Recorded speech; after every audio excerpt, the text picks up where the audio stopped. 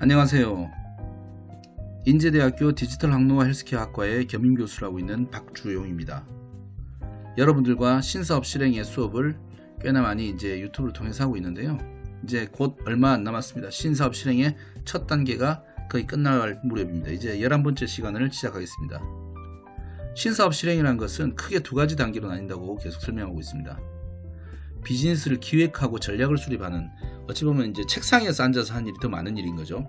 두 번째, 비즈니스를 실행하고 성장시키는 단계, 나가서 액션하는 것이 훨씬 더 많은 단계. 이렇게 두 가지 크기로 나뉘는데, 첫 번째 전 단계인 비즈니스를 기획하고 전략을 수립하는 그런 단계에 대한 11번째 수업을 하겠습니다. 자, 비즈니스를 기획하고 전략을 수립하는 것도 크게 네 가지의 단계로 나뉩니다. 첫 번째, 비즈니스 아이템을 도출하는 과정을 공부했었고요. 두 번째, 비즈니스의 모델을 구축하는 과정을 공부했습니다. 그리고 필요한 자원을 확보하는 얘기들을 했었고요. 마지막 사업 계획을 수립하는 얘기를 이제 하고 있습니다. 자, 사업 계획을 수립하는 단계도 크게 세 가지로 나뉩니다. 첫 번째, 목표를 설정하고, 두 번째, 일정이나 마일스톤이라는 것을 고민하는 겁니다. 어떤 건지 한번 볼게요. 세 번째, 실행에 대한 직접적인 전략을 짜는 겁니다. 자, 오늘은 이 시간에는 일정과 마일스톤에 대한 얘기를 제가 좀 말씀드리겠습니다. 약간은 이론적이고 생경한 그런 좀 익숙치 않은 것들이 좀 있을 수도 있습니다. 학생들 입장에서는. 아마 근데 뭐 경영학과가 아니더라도 요즘에는 학생들이 워낙 많이 듣고 배운 게 많아가지고 잘 할 수도 있을 거라고 봅니다. 어쨌든 첫 번째 챕터는 프로젝트별로 일정을 다 수립하는, 이게 무슨 말인지 우리가 다 아는 단어인데 여기서 말하고자 하는 건 조금 다를 수 있으니까 잘 따라와 주시기 바랍니다. 두 번째, 의존 관계라는 것이 있고 선후 관계라는 것이 있답니다. 자, 이 얘기도 한번 해볼게요. 세 번째, 1마일마다 돌을 하나씩 하는 얘기를 한번 해보겠습니다. 자, 무슨 얘기인지 한번 들어봅시다. 다 같이. 자, 그럼 첫 번째, 프로젝트별로 일정을 수립하는 얘기를 한번 해볼게요. 자, 프로젝트별로 일정을 수립하자. 비즈니스 업무에만 한정된 이야기는 아닙니다만, 업무 중에 다양한 문제점들이 발생했을 경우에 해결을 위한 다양한 방법론 중에서 제가 자주 사용하기도 하고 여러 제 강의에서 제가 자주 소개하는 방법이 있습니다. 그게 뭐냐면, 문제의 대상들을 그 구성 요소들로 이렇게 분류하고 나눠보는 겁니다. 쪼갠다고 제가 강의 시간에 잘 표현하는데, 하나가 덩치가 다 큰 하나의 덩어리로 다 이해해버리면 복잡하잖아요. 그리고 안에가 어찌 생겼는지 모르잖아요. 그죠? 근데 그걸 하나하나 쪼개보면 의외로 핵심을 찾아낼 수가 있습니다. 예를 들면, 개발 일정이 좀 늦어졌을 때 개발 그룹에 구성된 기획팀, 클라이언트 팀, 서버 팀, 디자인 팀 등 여러 가지 팀들이 있습니다. 그런 팀들별로 이렇게 쭉 나누고 해당 팀의 업무 진행 내용들을 하나씩 다 따로따로 확인하는 겁니다. 그렇게 하면 일정 문제를 일으킨 팀이 어딘지를 찾아낼 수가 있겠죠. 첫 번째, 어디가 늘어졌는지 알 수 있으니까. 그리고 그 팀에서 해당 문제가 발생된 파트 또는 실제 어떤 개인 담당자가 확인이 될 수 있습니다. 그걸 파악하는 거죠. 확인한 뒤에 결국에는 그 파트나 그 담당자의 업무 지연이라는 것이 원인이 그 사람의 개인적인 원인인 것인지, 또는 아니면 시스템적인 어떤 조직의 문제인 것인지, 그거하고 결부된 것인지를 파악하면 전체적인 개발 일정의 문제가 정확하게 어디서 디테일하게 어디 지역적인 곳에서 발생했는지 알 수 있기 때문에 그것만 딱 해결하면 전체 일정이 다 해결되는 희한한 또 현상을 일으키는 거죠. 발견하게 되는 거죠. 이런 식으로 실제로 자동차가 고장 났을 때 우리가 그냥 차가 시동이 안 걸리면 차를 다 뜯어볼 수는 없잖아요. 그런데 파트별로 확인을 하다 보면 원인을 찾게 되는 거하고 똑같습니다. 그것만 해결하면 멀쩡한 차가 되는 거죠. 그렇게 생각하시면 똑같습니다. 이것을 역으로 잘 생각해 보면 사실은 모든 조직은 이렇게 개인으로부터 시작해서 작은 단위의 조직이 모여서 큰 전체 조직으로 구성되는데, 사업의 전체 구조가 마찬가지인 겁니다. 이 그림에서 보면 이게 위에서부터 이렇게 내려가는데, 실제로 전체 사업도 작은 하부의 단위의 업무들이 모여서 뭉쳐가면서 사업의 전체 모습이 완성되는 겁니다. 그래서 새로운 사업의 현실적인 일정을 구성하고 계획을 할 때 제일 좋은 방법 중에 하나로 전체 업무를 단위 업무로 형태를 쪼개는 겁니다. 이때 그 각각의 단위 업무들을 프로젝트라고 명칭을 써서 단위로 정의를 하고 해당 프로젝트별로 일정을 별도로 수립해서 전체 사업 일정에 쫙 배치하게 되면 전체가 하나 완성이 되는 거죠. 이때 프로젝트의 단위는 조직의 현황이나 그 각자의 사업의 형태에 따라서 좀 차이가 있을 수밖에 없죠. 현실적으로. 원래는 프로젝트라고 하면 중견기업 규모 정도에서 사업의 아이템별로 프로젝트를 다 구분하는 겁니다. 그런 식으로 이제 보통 신규 사업 하나를 프로젝트라고 말하기도 하고 그러죠. 근데 이번 이 강의의 챕터에서는 하나의 사업 아이템을 소재로 신사업을 추진하는 것을 전제로 하고 있으니까 하나의 사업 모델 내에서 각각의 파트를 프로젝트로 나눈다고 조금 다르게 가정을 하고 말씀드립니다. 자, 요건 방금 그 얘기는 잘 이해하셔야 됩니다. 예를 들어서 어떤 디지털 플랫폼을 구축한다고 하면 각 파트가, 각 프로젝트가 기획, 디자인, 개발, 또는 마케팅, 영업 이런 걸로 업무 단위로 쭉 나눌 수도 있고 업무 프로세스 순서 기반으로 또 다르게 분류할 수도 있습니다. 중요한 것은 뭐냐면 하나하나의 프로젝트 단위를 효과적으로 분류하고 해당 프로젝트를 하나의 신규 사업 단위처럼 관리할 수 있도록 리더의 권한과 책임을 부여해가지고 이에 대한 업무 일정을 명확하게 계획하고 수행할 수 있도록 준비해 간다라는 점입니다. 두 번째, 어떤 관계의 설정에 대한 것들 얘기를 한번 해볼게요. 의존관계, 선후관계. 자, 봅시다. 새로운 사업을 프로젝트 단위로 우리가 앞에 한 것처럼 분류를 하고 각각의 일정과 관리 준비가 되고 나면 그 모든 프로젝트들을 하나의 계획도 안에 쫙 배치해가지고 신사업의 전체 구도를 완전히 확장할 수 있습니다.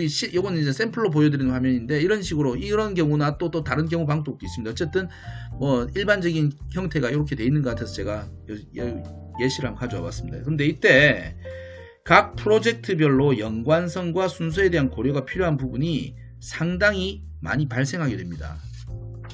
이런 부분에 대한 사전 고려나 기획이 정확하게 이루어지지 않으면 사업의 전체 근간이 흔들리는 경우도 있으니까 주의를 반드시 해야 됩니다. 갑자기 생각나서 말씀드리면 제가 대학 시절에 대학교에 저희 그 학과의 제일 높은 지도 교수님께서 기업하고 산학협력 프로젝트를 상당히 많이 하셨던 유명하신 분이셨는데 한 번은 국내의 대형 조선소, 굉장히 큰 조선소에 조립 프로세스를 프로그램으로 설계하는 업무를 추진해가지고 받아오셔가지고 저희 학교에서 대학원 석사과정이나 박사과정 분들하고 같이 추진하신 걸 갖다 설명해 주신 적이 있습니다. 이때 해당 교수님의 강의 중에서 제가 지금까지 잊어버리지 않고 있는 내용이 있는데 그게 어떤 거냐면 그분께서 하신 말씀이 큰 유조선을 하나 설계하고 건조하려면 상상을 초월하는 많은 부품이 딱딱 정해진 순서대로 조립되어야 된답니다. 근데 이게 조금이라도 순서가 틀리게 되면 상호작용에 의해서 힘으로 버텨야 되는 부분이나 이런 것들이 되게 많아요. 그런 또는 고정이 안 되는 부분도 막 생기고 해서 어떤 파트는 아예 순서가 틀려가지고 조립 자체가 불가능하게 되는 상태가 되기도 한답니다. 결국은 더 이상 조립의 프로세스가 진행이 불가능해져서 다시 다 뜯어서 처음부터 재작업을 해야 되는 일이 생각보다 많이 생긴다 하더라고요. 이때 발생하는 손실이 엄청나기 때문에 그 교수님을 통해서 이런 조립 프로세스들을 완벽하게 프로그래머화하고 아주 프로세스를 순 현상이 일어날 수 있게 기획하는 어떤 프로젝트를 그 당시에 하신 거죠. 몇십 년 전이니까 그런 게 또 필요했던 것 같습니다. 어쨌든 이런 설명을 하신 내용이 기억나는데 사업에서 각 프로젝트 단위의 결합도 이거하고 되게 유사합니다. 상호 보완 또는 협력을 해야 되는 프로젝트들의 관계도 있고 또는 선후의 순서를 반드시 지켜야 되는 그런 관계도 반드시 존재합니다. 만약 이런 상호 관계에 대한 심도 깊은 고려가 없이 사업 일정을 그냥 막 구성하다가 문제를 만나게 되었을 때 그것을 감당해야 되는 손실이 무시할 수 없는 수준이 꽤 많습니다. 결국에는 비즈니스는 효율에 대한 싸움일 수도 있기 때문에 이런 비효율적인 어떤 관계 설정을 잘못해서 나는 이런 손실은 너무 억울한 거죠. 예를 한번 들어볼까요? 기획 프로젝트하고 프로그램 개발 프로젝트는 반드시 상호 협력을 하지 않으면 안 됩니다. 이게 되게 상호 협력을 해야 되는 조직 구성인데, 일반적으로 기획 파트에서 원하는 내용을 실제 구현하는 일을 개발 파트에서 진행하게 되는데, 기획 파트에서 우리 조직의 개발 파트 스타일이나 기술력 등을 그런 것들의 현실을 정확하게 인지하지 못하고 원하는 대로 자기 하고 싶은 기획에서 하고 싶은 대로 막 내용을 작성하게 되면 현실 구현이 아주 불가능한 소설 같은 일을 만들게 되거나 그런 기획을 하게 되거나 우리 조직의 개발 방식에 적용하기가 불가능한 내용을 요구하는 일이 생길 수 있습니다. 또 반대로 개발 입장에서도 동일하게 기획의 구체적인 요구를 제대로 이해하지 못하고 자신들 경험에 기대 가지고 그런 식으로 이해한 방식으로 자기 경험대로만 구현을 하게 되면 기획 파트에서 생각하는 궁극적인 목적이 적용되지 않게 되는 경우도 있습니다. 우리 이 그림을 보시면 개발자하고 기획자는 사실 뇌 구조 자체가 달라요. 대부분의 이 개발과 기획이 있는 회사를 가보면 두 팀이 진심으로 좀 사이가 잘 좋아가지고 잘 조화되는 경우가, 조합이 잘 돼가지고 조화롭게 움직이지 않는 경우가 생각보다 많습니다. 그리고 어떤 경우는 서로 막 적대시가 돼 있어가지고 맨날 싸우는 팀들도 많거든요. 근데 그게 왜 그러냐면 우리 금성에서 온 누구 화성에서 온 누구처럼 아예 태생적으로 다른 뇌구조를 가진 사람들 사이에요. 근데 아이러니하게도 이 개발과 기획의 파트는 반드시 상호 보완돼야 되고 상호 협력을 해야 되는 조직입니다. 그래서 이 설정을 반드시 회사에서 시스템적으로 잘 만들어줘야 됩니다. 그건 반드시 명심하시길 바랍니다. 그리고 또 다른 아까 또 하나의 형태가 있죠. 선행 업무와 후행 업무에 대한 예가 또 있습니다. 이런 경우에 제일 대표적으로 예를 들 수 있는 게 어떤 이 그래프에서 보면 제품을 기획해서 유통한 데까지 단계가 있죠. 당연히 제품이 마지막에 나오고 나서 모든 그 출시된 거에 대한 액션이 따라 붙어야 되는데 이게 선후관계가 잘못돼가지고 그런 경우가 가끔씩 있습니다. 만약에 신규 사업 제품이나 서비스가 완성되기 전에 어떤 중간 단계에서 마케팅이나 외부 공개 이슈가 만약에 먼저 선행되면 실제 구현된 결과물의 최종 모습을 담보할 수가 없게 되는 이상한 다른 물건이 나와서 문제가 생기는 경우도 있고요. 그리고 공개되면 안 되는 내용을 미리 공개함으로 해서 시장에서 임팩트가 떨어지는 그런 경우도 사실은 많습니다. 굉장히 조심해야 됩니다. 이거는 사업의 내용적인 수행 단위로 프로젝트 구분을 했다면 해당 프로젝트들의 상호 관계와 선후 순서에 대한 명확한 배치 원리를 내부적으로 검토하고 각 프로젝트 리더들이 함께 고민해서 최종 배치해야만 하는 겁니다. 그래서 저는 항상 현업에서 자주 주장하는 얘기가 있는데요.